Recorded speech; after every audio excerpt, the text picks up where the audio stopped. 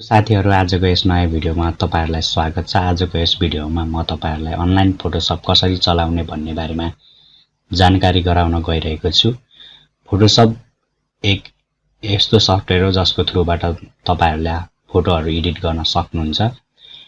यदि तपाईहरु प्रोफेसनली कुनै फोटो स्टुडियोहरुमा काम गर्नुहुन्छ भने तपाईहरुले फोटोशपलाई इन्स्टल गरेर चलाउन पर्नेछ। भने तपाईहरुले सिम्पल घरमा आफ्नो सानोतिनो कामको लागि चाहिँ अनलाइन फोटोशप थ्रुबाट पनि तपाईहरुले फोटो एडिट गर्न सक्नुहुन्छ। म तपाईहरुलाई मैले अनलाइन फोटोशपबाट एडिट गरेको फोटोहरु देखाउँछु।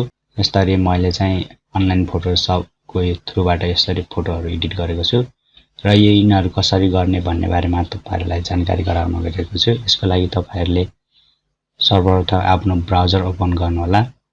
मैले क्रोम ब्राउजर ओपन गर्छु र यहाँ सर्च बारमा गएर photopia.com गरेर इन्टर थिच्नु होला।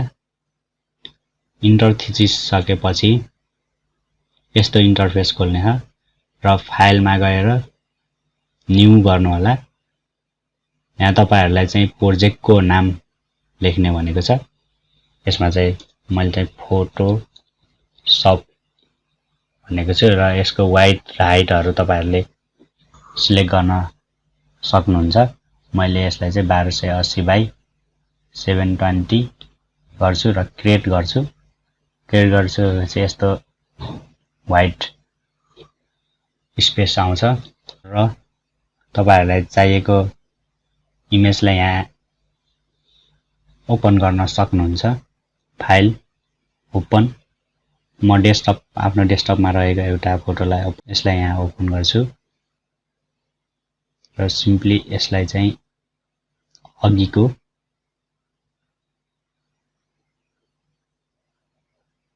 वाइट पेजमा लान्छु र यहाँ रहेको छ ट्रान्सफर्म कन्ट्रोल लेखेको छ। यसमा क्लिक गर्छु र यसलाई चाहिँ सिम्पली यसरी चाहिएको ठाउँमा सार्छु। यसरी सार्छु। अनि मलाई यहाँ अर्को फोटो पनि ल्याउन छ भने फाइलमा गएर ओपन गर्छु।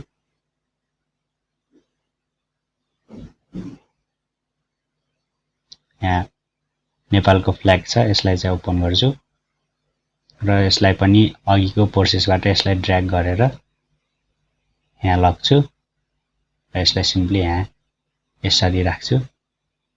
र तपाईहरुले यहाँ चाहिँ सेम फोटोशप हो तर यो अनलाइन हो। यहाँ चाहिँ टेक्स्ट टाइप टुलहरु रहेको छ, क्रप गर्ने अप्सनहरु रहेको छ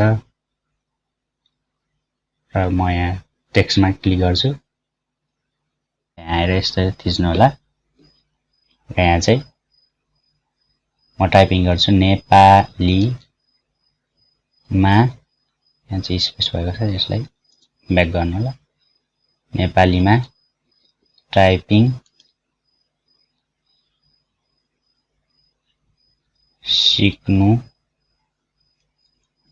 सिक्नुहोस् भन्दा पनि गर्नुहोस् भन्छु। गर्नुहोस्। ल यसलाई चाहिँ उता भएको छ, यसलाई चाहिँ सिम्पली यसरी तपाईहरुले देख्न सक्नुहुन्छ। नेपालीमा टाइपिङ गर्नुहोस् यसरी भएको छ र यसको कलर चाहिँ तपाईहरुलाई मन परेन, यसलाई कलर चेन्ज गर्छु भन्न चाहनुहुन्छ भने यसलाई कलर पनि चेन्ज गर्न सक्नुहुन्छ। यसरी यसको कलर नेपालीमा भन्नेलाई म चाहिँ कलर चेन्ज गर्दै देखाउँछु तपाईहरुलाई। रातो गर्छु यसको कलर र ओके थिच्छु र यसको कलर चाहिँ नेपालीमा भन्ने चाहिँ रातोमा भएको छ र यसको कलर मलाई चेन्ज गर्नु छ भने यसमा क्लिक गर्छु र यसमा चाहिँ हरियो अथवा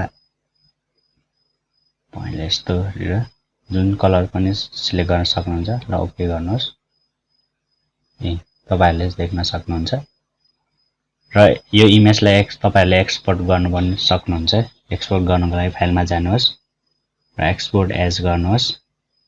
PNG, JPG, जे फर्मेट, PDF फर्मेट यस्तो फर्मेटमा सेभ गर्न चाहन्छु। म JPG मा सेभ गर्छु जेपीजी मा क्लिक गर्नुहोस् र यहाँ छ सेभ लेखेको छ यहाँ सेभमा क्लिक गरिदिनु होला र यहाँ छ फोटोशप भनेर त्यहाँ डाउनलोड भइसकेको छ र ओपन गर्नुहोस् यहाँ नेपाली यहाँ टाइपिङ यसरी तपाईहरुले यसलाई थम्बनेलको रूपमा युज गर्न सक्नुहुन्छ र अन्य पर्पजको लागि तपाईहरुले यसलाई प्रयोग गर्न सक्नुहुन्छ हस् थ्यांक यू